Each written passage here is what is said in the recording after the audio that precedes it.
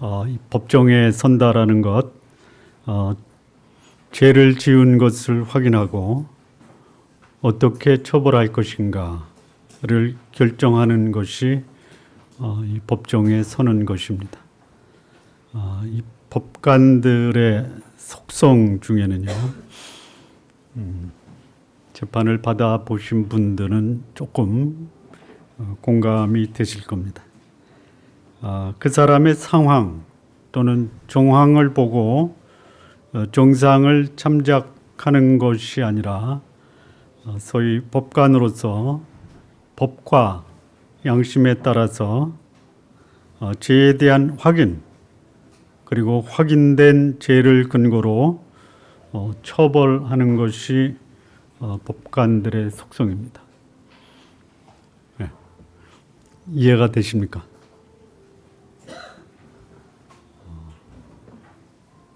전혀 모르겠다. 가야 되지 말을 곳이 많이 있습니다. 그 중에 가지 말아야 될 곳이 어디냐? 피고로 법정에 가는 것은 말으시기 바랍니다. 법정에 가기 전에 또 가지 말아야 될 것, 경찰서와 검찰총도 가지 마십시오. 왜 그러냐면요, 거기 가면 죄 없는 사람도 죄가 있는 것처럼 여겨지고 위축되는 게 이 법의 심판을 받는 그런 사람들의 모습입니다. 당신이 어떻게 아냐? 가봤으니까 알죠.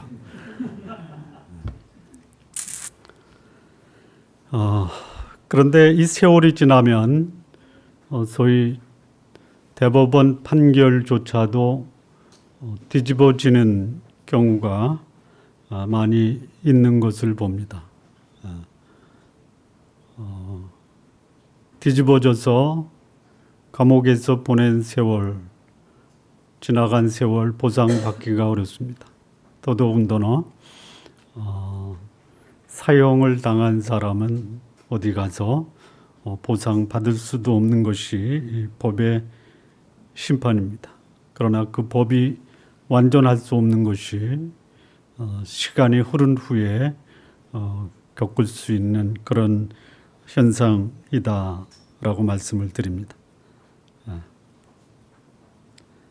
자, 이 정황이 아닌 법 조문에 의해서 소위 사실 심리에 집중하면 어떤 피고도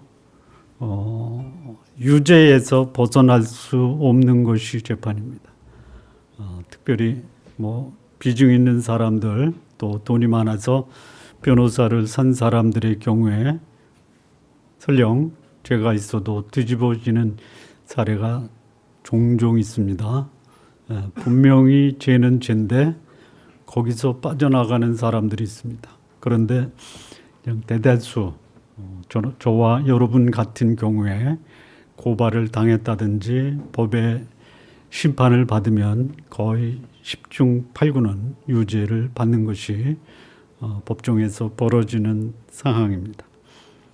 자, 이 바울이 그 당시에 사회적 공감대를 얻지 못하고 당시에 기득권층에 의해서 로마의 총독에게 고발당합니다. 그리고 그 로마의 총독 앞에서 재판을 받는 그 상황이 오늘 이 본문에 기록이 되어 있습니다. 한번 여쭤보겠습니다. 법관이 재판할 때 그 판결의 기준이 뭐죠? 제가 서두에 말씀을 드렸는데 뭐죠? 법을 공부한 분은 법정에서 법관이 판결할 때 뭐의 기준에서 판결을 내립니까? 법과 양심 두 개입니다. 그러니까 거기는 외부에서 어떤 압력도 통할 수가 없는 게 법정입니다. 그렇습니까? 그래야 되죠.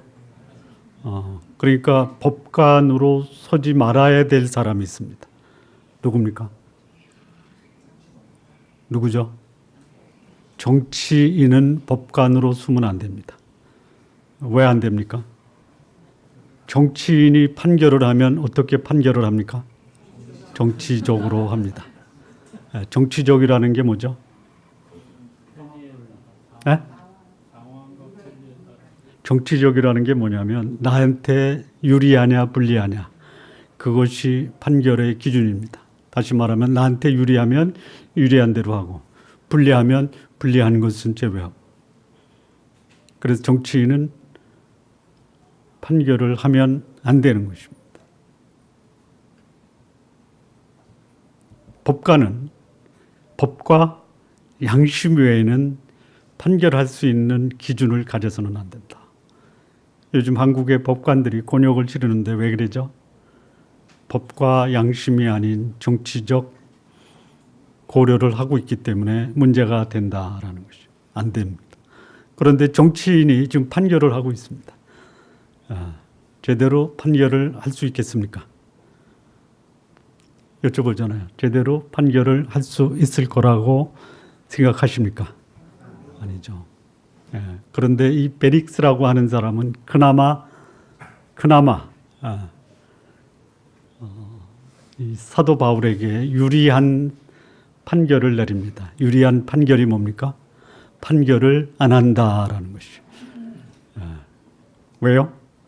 그는 법관이 아니라 정치인이기 때문에 판결을 안 합니다. 재판에 관심이 없는 것이 아니라 흥미롭게 재판을 지켜봅니다. 그리고 이 재판이 나한테 어떻게 내리는 것이 유리한가를 고려하면서 판결을 내리지 않습니다. 그리고 바울한테 이런 요구를 합니다. 24장 후반부에 보면요. 돈 가지고 와라. 바울이 돈을 갖다 줄 리가 없습니다.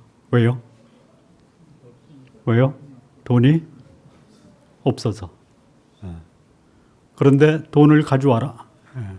바울의 말을 즐겁게 들으면서 유리한 판결을 해줄 테니 돈 가져와라. 갖다 줄 리가 없습니다. 바울이 돈이 있었습니다. 무슨 돈이 있었느냐? 구제하는 돈이 있었습니다. 그 돈은 본인의 돈이 아니라 그가 전도를 하면서 전도한 곳에 교회를 세워주면 그곳의 성도들이 예루살렘에 있는 경제적으로 어려운 성도들에게 구제할 수 있도록 헌금을 한 것을 가지고 성전에서 어려운 사람을 나누어 주는 그 일은 했습니다. 법관에게 갖다 줄 돈은 없습니다. 자, 이 벨릭스 총독 앞에서 바울이 재판을 받을 때에 고발인은 누구냐면 대제사장과 장로입니다. 대제사장과 장로. 복음을 전하는 사람이 그들이 믿고 있는 하나님, 그 하나님이 인간을 사랑하셔서 예수 그리스도로 이 땅에 오시고 인간의 죄를 대속하신 그 하나님의 복음을 증거하는 바울을 소위 하나님을 섬긴다라고 하는 성전의 대제사장과 장로들이 이 바울을 고발하고 있습니다. 여러분, 오늘날 교회 안에서 벌어지고 있는 이 분쟁이 복음 때문에 벌어지는 문제입니까? 아니면 기득권과 욕심 때문에 벌어지는 문제입니까? 그렇습니까? 그러니까 교회가 그 소위 기득권이라든지 또는 그 어떤 재정적 이유가 없으면 교회에 그 소위 지도자와 성도들 사이에 생길 문제도 없겠죠. 네? 감사하게 생각하시기 바랍니다. 재정적으로 교회가 어렵다라는 것이 교회의 분쟁을 예방할 수 있는 좋은 기회다, 이렇게 보시면 됩니다. 무슨 말씀인지 잘 모르시네요.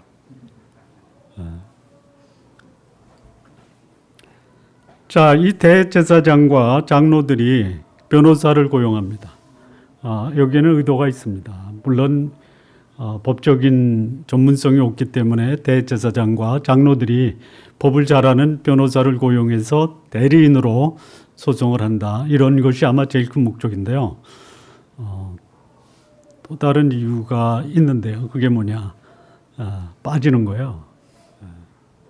그러니까 점잖은 모습으로 법정에 쓰되 악역은 네가 하라, 돈 주니까, 뭐 이런 하수인 역할로 변호사를 선임했다, 이렇게 보시면 됩니다.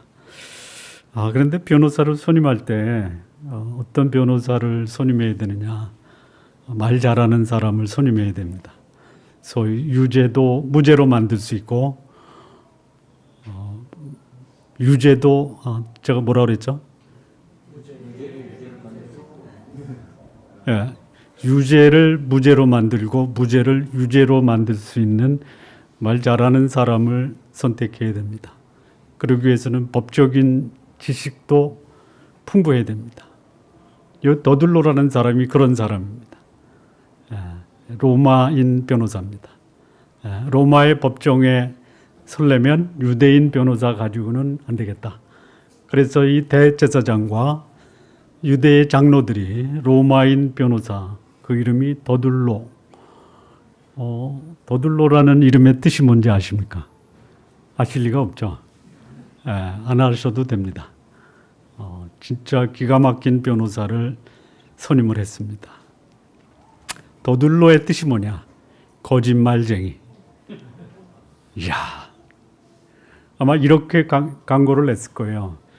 어떤 문제도 가져오십시오. 그러면 당신이 원하는 대로 법적인 판결을 받아내겠습니다. 이게 더둘로입니다.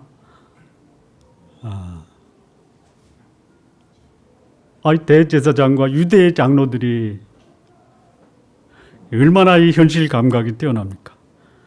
이번 법정에서 바울을 사형 언도를 내리려면 어떤 변호사를 쓸 것이냐, 거기에 더둘로라는 사람이 발탁이 된 거예요.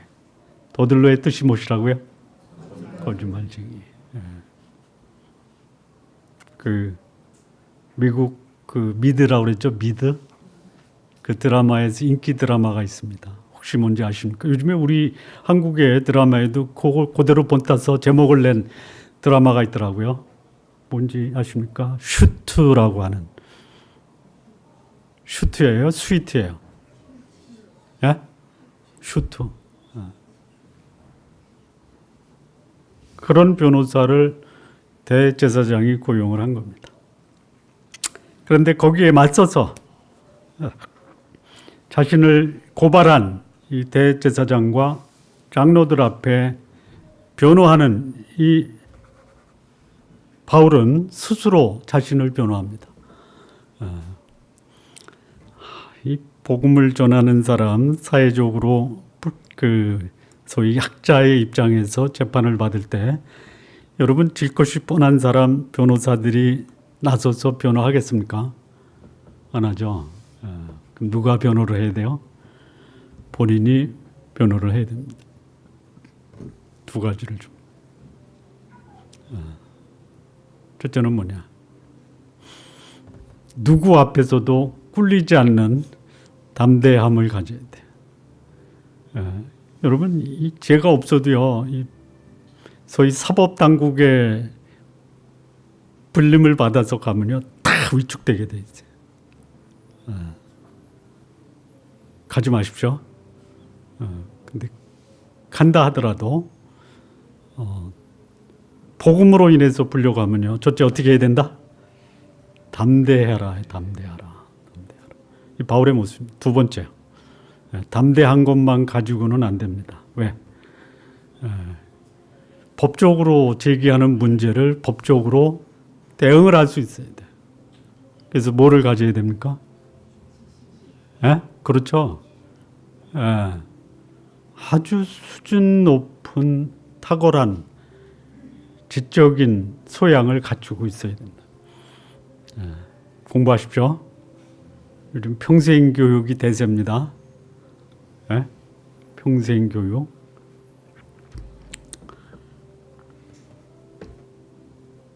자, 수단과 방법을 가리지 않고 이 대제사장 자신의 기득권을 지키기 위해서 이 바울을 재판에 넘긴 것입니다. 그리고 바울은 제거되어야 한다라는 의지를 강력하게 표현하고 있어요. 어둠의 세력, 그 어둠의 세력이요, 하나님과 관련 없는 사람이 아니라 오히려 하나님과 굉장히 가까운 사람들이 어둠의 세력의 하수인이 될 수 있다. 교회를 오염시키는 사람이요, 물론 하나님 안 믿는 사람들이 뭐 오염시킬 수도 있는 가능성이 있지만, 오히려 교회를 오염시키는 그 무리들이 누구냐? 소위 하나님과 가까이 있다라고 하는 종교 지도자들이 될 수 있다라는 거죠. 우리 성도님들이 혹 잘못하면은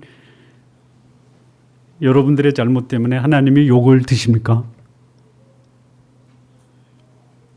안 듣잖아요. 여러분들이 잘못하면 하나님이 욕 먹으십니까?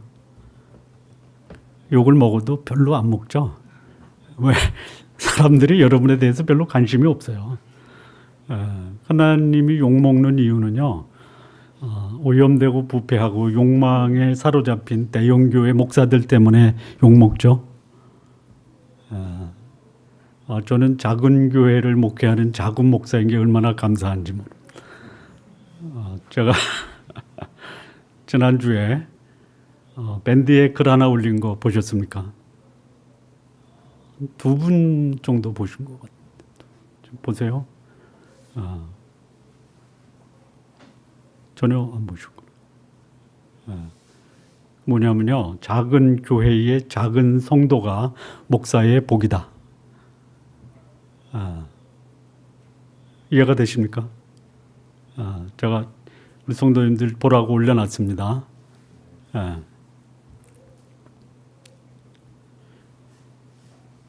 자, 이 더들로가 변호하는 이 모습을 보면요, 첫째 어떤 방법으로 이 바울을 송사하느냐면요, 송사, 그러니까 아첨합니다. 아첨. 기가 막히게 아부해요. 이 더들로라는 사람은 로마의 변호사입니다. 그래서 서로 이렇게 뭔가 통하는 게 있어요. 어떻게 하면 유리한 판결을 얻어낼 수 있느냐. 그래서 뭐 당신 총독이 유대를 통치하기 때문에 이 유대는 태평성대를 이루고 있습니다. 당신이 유대의 총독으로 온 것은 유대인에게는 대단한 축복입니다. 뭐 이렇게 얘기하는 거예요. 감동이 되잖아요. 그리고 또 뭐라고 그랬냐면요, 이렇게 하죠. 많은 말을 제가 하지 않겠습니다. 그냥 몇 가지, 이 앞에선 바울이 무슨 죄를 졌는지 제가 간단하게 번거롭게 하지 않고, 총독 당신을 괴롭힐 마음이 없으니 요 3가지를 가지고 간단하게 판결을 내리시면 됩니다. 그게 뭐예요? 첫째는 뭐냐면 전염병을 옮기는, 흩어진 유대인들을 모아서 폭동을 일으키는 전염병 같은 자입니다. 그 말을 들으면 그 총독이 어떤 기분을 갖겠어요? 바울을 앞에 세워놓고 이 사람은 어떤 사람이냐? 흩어진 유대인들을 다 모아가지고 로마에 항거하는 그런 선동자입니다. 전염병 같은 자입니다. 그 말을 들은 총독이 어떻게 생각하겠어요? 이야, 긴장하는 거예요, 긴장. 이거 그냥 놔뒀다가는 큰일 나겠구나. 그렇게 고발을 합니다. 그게 진실이 아닙니다.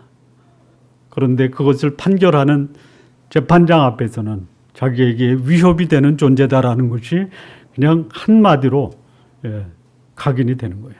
2번째는 뭐냐? 사실 당신은 몰라도 되지만 우리에게도 이 엄청난 위협적인 존재입니다. 나사렛 이단의 두목입니다. 이렇게 고발하는 거예요. 그러니까 이게 뭐냐? 로마에게는 정치적 반역자가 될 수 있고 유대인에게는 종교적 이단입니다. 그러니까 당신이 판결을 내리면 그것은 당신에게도 아주 옳은 판단이고 우리 민족에게도 굉장한 판결이니 이 바울을 사형에 처하시기 바랍니다. 이거예요. 3번째는 뭐냐? 성전을 더럽힌 자입니다. 이렇게 고발합니다. 성전을 더럽힌 자라. 근데 실상을 보면 사도 바울이 성전을 더럽혔습니까? 정작 성전을 더럽힌 자는 누굽니까? 그것도 하루 이틀이 아니라 오랜 세월을 거쳐서 성전을 더럽힌 자들이 누구예요? 대제사장이에요. 그러니까 전혀 맞지 않는 것. 그러나 언뜻 들어서는 그럴 수도 있겠다. 근거를 다 댑니다. 근거 없이 했다가는 여러분 법정에서 증거가 없으면 그 고발한 죄는 어떻게 돼요? 무죄죠. 증거 채택주의인데 증거가 없이 이 대제사장과 장로들이 로마의 최고의 변호사를 사서 법정에 고발할 수 있느냐? 그럴 수 없어요. 근거가 다 있어요. 근데 그 근거들이 다 무슨 근거다? 거짓이다. 그런 거짓 증거에 대해서 바울은 동일하게 증거를 제시합니다. 무슨 증거요? 무슨 증거? 확실한 증거야. 그러니 여기 법관으로 나온 벨릭스라고 하는 총독이 대세가 뭡니까? 대제사장과 장로들이죠. 대세. 약자는 누구예요? 바울이죠. 그러면 대세를 따라서 허위 증거를 가지고 바울을 판결해서 사형을 내리면 정치적 망신을 당하는 거예요. 또 바울의 편에 들어서 바울을 지지하면은 어떻게 돼요? 정치적 대세가 대제사장이에요. 그러니까 어떻게 하는 것이 이 정치적으로 벨릭스가 선택할 수 있는 최종 결정입니까? 판결을 안 하는 거예요. 안 하는 거예요. 몇 년을 끌어요? 2년을 끌어요.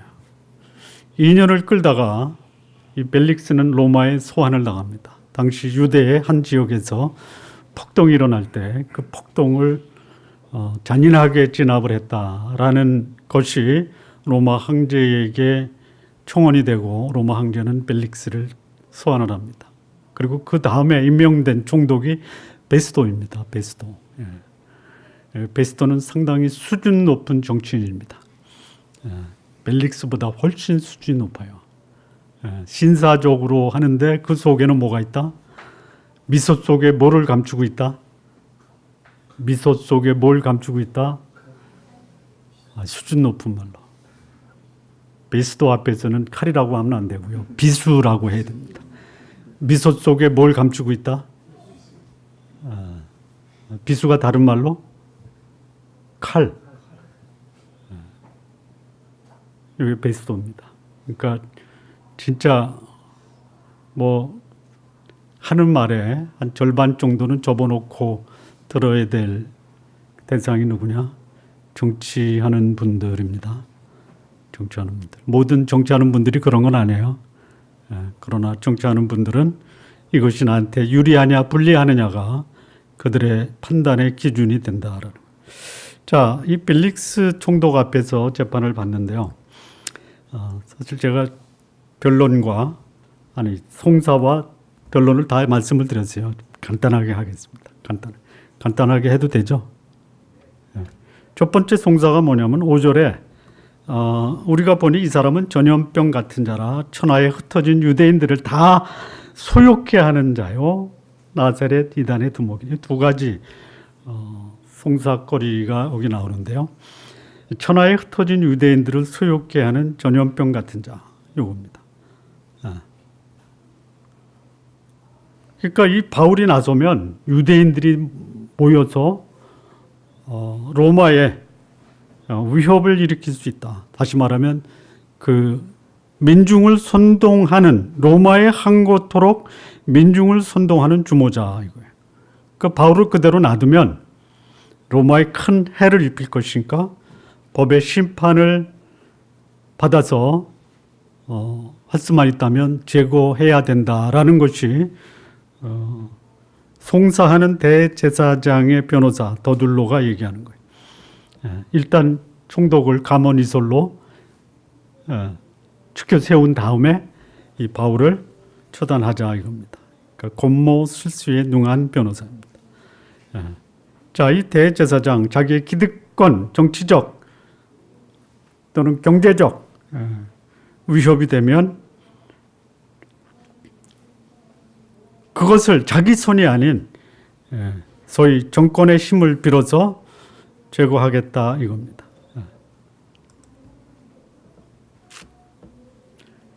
유대의 종교적 문제를 이해하지 못하는 총독이라면 얼마든지 이 사항을 위기로 받아들일 수 있다는 거예요.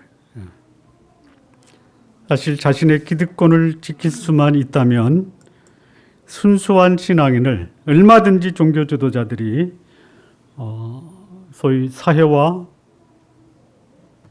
정부의 위협적인 사람으로 몰아가서 제거할 수 있는 것이 지금도 일어나고 있습니다.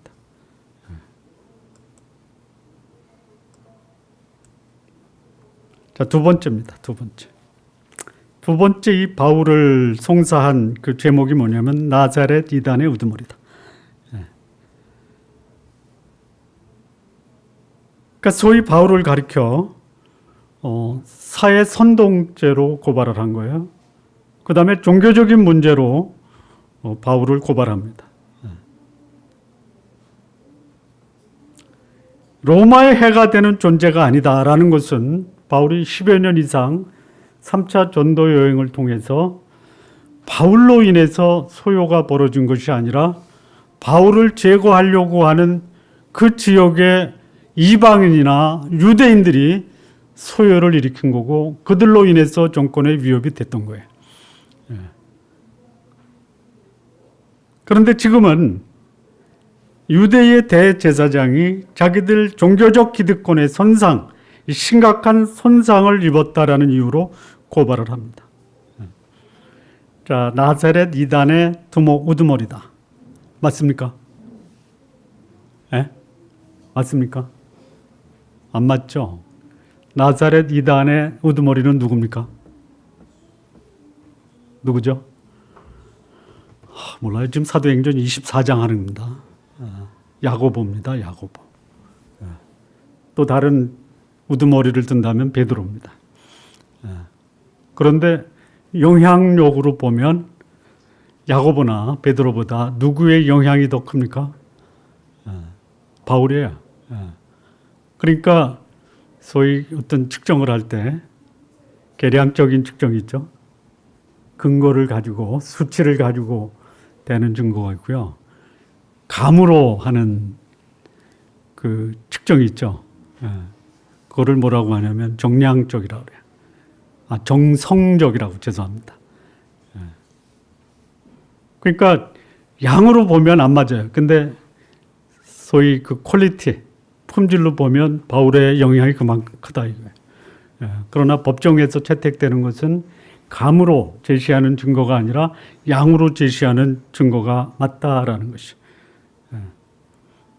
어쨌든 정권을 유지하는 차원에서는 바울은 종교적으로나 또는 정치적으로 위협이 되는 인물이다. 그래서 이를 제거해야지만이 된다 이겁니다.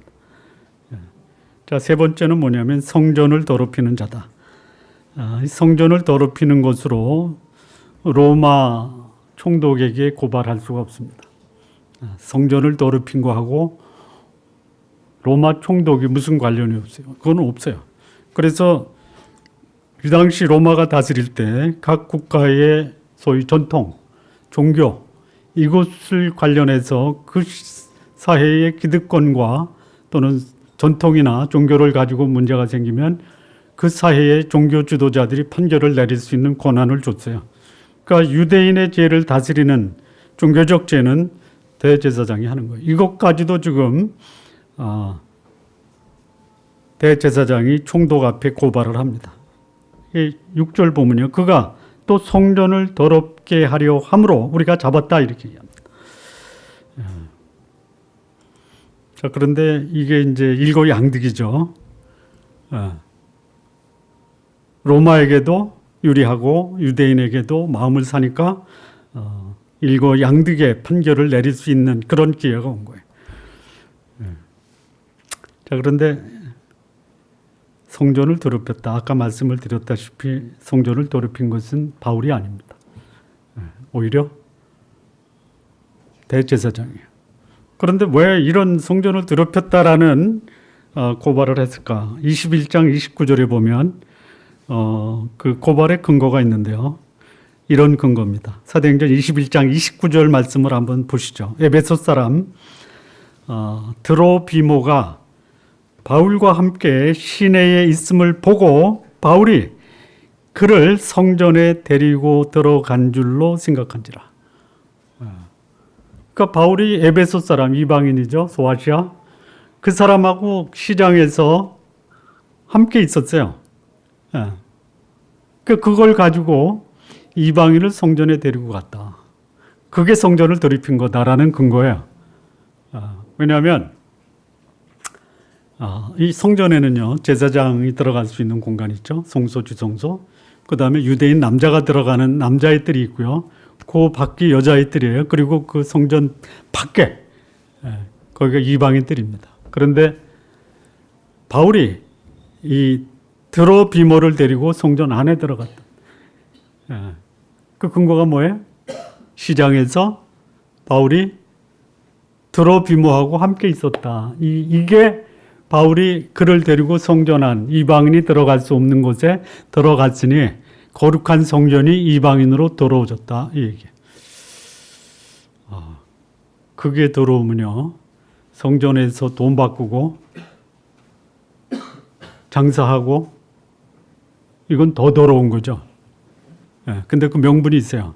성전에서 할 수 있는 게 있어요. 뭐를 할 수 있느냐? 헌금 낼 수 있고요. 제사 드리는 짐승을 잡을 수 있는 건 성전 안에서 해요. 그러니까 아마 이렇게 제사장들이 강변을 했을 거예요. 우리는 거기서 제사 드리기 위해서 먼 데서 온 사람, 자기 나라 돈 가지고 왔는데 그 돈을 직접 성전에 드릴 수 없으니 편의를 위해서 먼 데서 온 나그네들에게 환전해 줬다. 얼마나 이게 참 배려해 준 거냐. 두 번째, 멀리서 온 사람들이 제물을 드려야 되는데 그들이 시간이 급해서 아니면 분별할 수 없어서 시장에서 사오면 이게 성전에서 드려줄 수 없는 짐승을 가져왔으니 이게 어떻게 드려줄 수 있느냐. 그래서 성전에서 아주 깨끗하고 흠이 없는 짐승을 가져다가 편의를 위해서 제공한다. 뭐 그런 얘기예요. 그런 얘기. 굉장히 명분이 좋죠. 그렇죠? 뭐 이런 겁니다. 주일날 교회에서 하루 종일 있는데 시간에 맞춰서 식사를 해야 되는데 교회에서 음식을 팔면 안 되지만 어차피 음식을 안 팔면 밖에 나가서 밥 먹는데 그보다 저렴하게 교회에서 음식을 팔면 되지 않느냐, 이런 겁니다. 예? 교회에서는 모든 행사가 다 무엇으로 지불돼야 된다?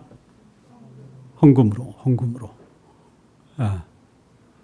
그런데 그렇게 얼마나 좋아요. 편의를 제공하고 어차피 밖에서 밥 사 먹을 거 교회에서 먹으면 싸고 저렴한데 공짜로 먹는 그런 도둑놈 같은 심보는 막아야 되지 않느냐, 뭐 이런 겁니다. 근데 사실 도둑놈 심보가 누구예요? 교회에서 밥하는 사람들이에요. 교회에 소위 편의점 같은 거를 만들어 놓은, 편의점은 아니죠. 편의점 비슷하게 만들죠. 예? 찻집 만들어 놓잖아요. 예? 카페라고. 그게 신앙의 공동체를 더럽히는 거다, 이렇게 생각하는데 우리 성도님들은 말씀으로는 하지 말고요, 눈빛으로만. 자, 이에 대해서 바울이 변론합니다. 변론. 첫 번째 변론인데요. 전염병 같은 자로 천하를 소요시킨다. 이에 대한 변론이 11절에서 13절입니다. 당신이 아실 수 있는 바와 같이 내가 예루살렘에 예배하러 올라간 지 열이틀밖에 안 됐다. 그들은 내가 성전에서 누구와 변론하는 것이나 회당 또는 시중에서 무리를 소동하게 하는 것을 보지 못했다. 이제 나를 고발하는 모든 일에 대해서 그들이 능히 당신 앞에 내세울 증거가 없다, 이거예요. 소송은 증거가 있어야 되는데, 그리고 증인이 있어야 되는데 없다, 이거예요. 그러니까 여기 대제사장이 소송이나 고발은 성립되지 않는다. 그리고 법정에서 입증할 수 있는 증거가 없으니 무죄다라고 변론하는 거예요. 본인이. 우리는 경찰이 잡으면 일단 겁부터 나잖아요. 근데 경찰이 오히려 자기가 잡은 그 운전자에게 소위 당신 뭐 하는 사람입니까? 라고 겁을 낼 수 있게 만들어야 돼. 예? 자세한 얘기는 나중에 개별적으로 오시면 제가 말씀드리겠습니다. 자, 정치적으로 반란을 일으켰다. 이게 이제 첫 번째 소송거리거든요. 폭동을 일으키는 국가 반란죄를 저질렀다. 이 얘기예요. 그런데 바울이 뭐라고 그래요? 나 예루살렘에 온 지 며칠 됐다? 2주 됐다. 2주.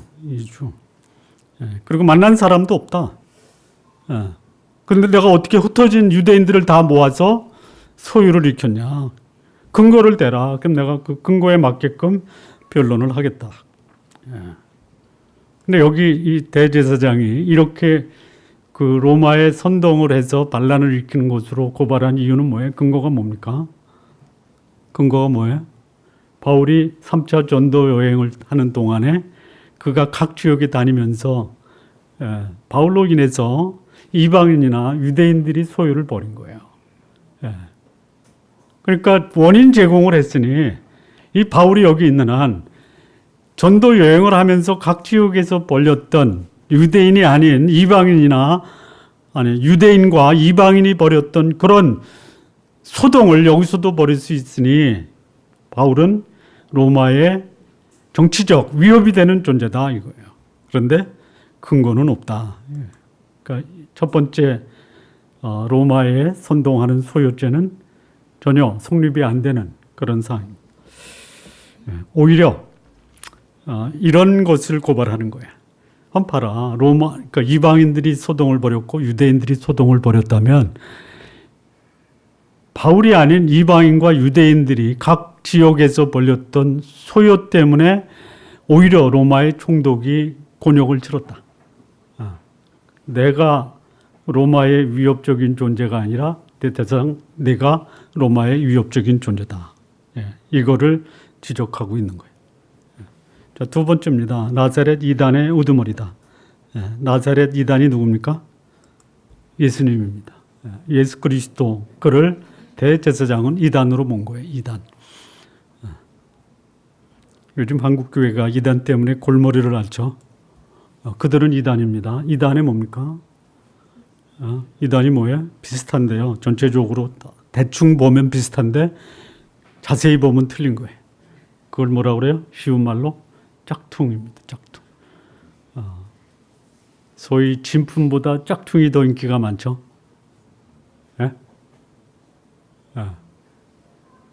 근데 진품을 갖고 있는 사람이 진품의 가치를 잘 모른다라는 데 문제가 있어요. 한국 교회가 폭발적인 부흥을 했는데 그 부흥에 부작용이 있죠. 부작용. 그 부작용이 뭐냐? 무식하게 만들었다. 보통 무식한 게 아닙니다. 오히려 짝퉁보다 더 짝퉁이 되어버렸어요. 요즘에 이단은요 굉장히 정교하고요 수준 높습니다. 못 따라가요. 이론적으로 무장이 돼 있어가지고요 웬만한 그 성경적 지식으로 무장되지 않으면요 그냥 다 번번이 넘어가는 상황이에요. 여기 나사렛 이단이라고 하니까요 바울이 그것에 대해서 맞다. 나 나사렛 이단의 우두머리와 같은 존재다. 예수 그리스도의 그 죽음과 부활을 전하는 그 기회로 삼는 거예요. 당당한 거예요. 내가 믿는 신앙을 가지고 누군가가 나를 핍박할 때 그것을 가지고 나를 핍박하는 사람 앞에서 당당하게 그들이 필요로 하는 것이 내가 믿고 있는 예수 그리스도의 죽음과 부활이다라고 증거할 수 있어야 된다. 이런 말씀이에요. 여기 이렇게 하잖아요. 이것을 당신께 고백하리. 나는 그들이 이단이라고 하는 도를 따라 조상의 하나님을 섬기고 율법과 선지자들 글에 기록된 것을 다 믿으며 그들이 기다리는 바 하나님께 대한 소망을 나도 가졌으니 곧 의인과 악인의 부활이 있으리라 함이라. 그리고 이것으로 말미암아 나도 하나님과 사람에 대하여 항상 양심의 거리낌이 없기를 힘쓴다라고 한 것이죠. 사실 대제사장이 알고 있었던 소망이 뭡니까? 하나님 아니에요. 그리고 하나님이 인간의 죄를 위해서 이 땅에 하나님 예수 그리스도를 보내시는 것을 믿었던 사람이에요. 그 바울이 이렇게 고발하는 거예요. 내가 믿는 이단, 당신이 말하는 이단이 예수 그리스도인데 예수 그리스도 당신이 기다렸던 소망이 아니요. 죽음에서 부활하는 이 부활의 소식이 당신들이 소망하고 있는 그 복음이 아니요. 그리고 이것을 행하는데 나는 하나님과 사람에 대해서 양심의 거리낌이 없다. 근데 여기는 또 다른 숨은 뜻이 있죠. 바울이 자기를 고발한 대제사장 그리고 판결하는 벨릭스 총독 앞에서 나는 하나님과 사람 앞에서 양심의 거리낌이 없다. 하늘의 법과 사람의 법 앞에서 난 거리낌이 없다. 대제사장을 향해서는 너희들이 하는 그것이 하나님 앞에 정당한지 판단해봐라. 총독 앞에는 뭡니까? 당신이 판결하는 것은 법과 양심에 의해서 하는데 진짜 양심에 거리낌이 없게 판결하라 라고 도전하는 것이. 자, 세 번째입니다. 성전을 더럽힌 죄인데요. 이 바울의 변론을 보면요. 참 이게 진짜 기가 막힙니다. 17절에 보면요. 여러 해 만에 내가 내 민족을 구제할 것과 재물을 가지고 와서 드렸고 내가 결례를 행하였다. 이게. 모임도 없고 소동도 없이 그들이 내가 성전에서 소위 어려운 사람 도왔다. 이게 구제. 그리고 자신을 정결케 하는 정결의식을 행했다. 어떤 정치적인 그런 모임이나 성전을 더럽게 하는 것이 없었다 이거예요. 그리고 내가 한 것이 있다면 사람들 앞에 서서 죽은 자의 부활에 대해서 증거했을 뿐이다. 바울이 성전에서 한 것이 뭐예요? 이방인 데려온 것이 아닙니다. 성전에서 구제합니다. 어려운 유대인들을 구제합니다. 그리고 정결의식을 행합니다. 그리고 서서 사람들에게 예수 그리스도 그분의 하나님 되심을 증거하는 것이. 대제사장이 변호사를 통해서 고발했던 정치적 소유나 선동은 없었다. 사람조차도 만난 적이 없다. 이렇게 바울이 증언하고 있는 것입니다. 도무지 위협적이라고 말하는 거 내 속에서 찾아볼 수 없다. 그리고 종교법으로도 심각한 범죄를 지었다라고 하는데 그것도 없다. 이게 바울의 변론입니다. 바울의 변론. 이 바울이 총독과 대제사장 앞에서 이 기회가 별로 없어요. 총독이 만나주지도 않을 거고요. 대제사장은 더군다나 만나주지 않습니다. 근데 이게 기회예요, 기회. 자기를 죽이려고 그 재판을 열었던 대제사장과 총독 앞에서 뭐를 증거하느냐? 예수 그리스도의 죽음과 부활을 증거하는 것이. 정치적인 선동범이 아니라 내가 믿고 있는 거 당신들도 제대로 알았으면 좋겠다. 지금 여기는 안 나오지만요. 26장인가요? 거기 베스도, 그 다음 총독 베스도가 총독으로 오는데요. 거기서 이런 얘기를 합니다. 내가 여기서 결박된 거 외에는 당신도 내가 믿는 예수 그리스도를 믿고 구원받았으면 좋겠다. 이렇게까지도 얘기도 합니다. 혹시 여러분보다 권위 있는 사람들을 만나면요. 여러분들의 신앙에 대해서 무안을 주면요. 오히려 복음으로 그들에게 복음을 전할 수 있는 기회로 삼으시기를 바랍니다.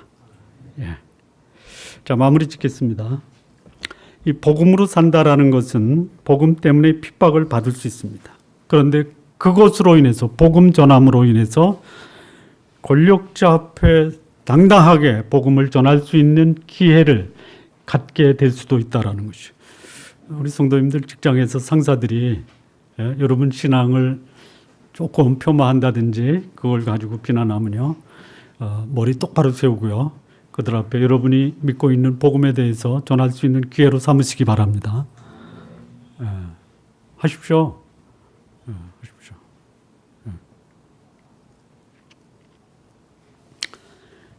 이 그리스도인들, 그들의 삶의 초점이 뭐냐? 이 세상에서 잘 사셔야 돼요. 하나님이 우리 성도님들 잘 사는 것에 대해서 방해하지 않으십니다. 절대로 방해하지 않으세요.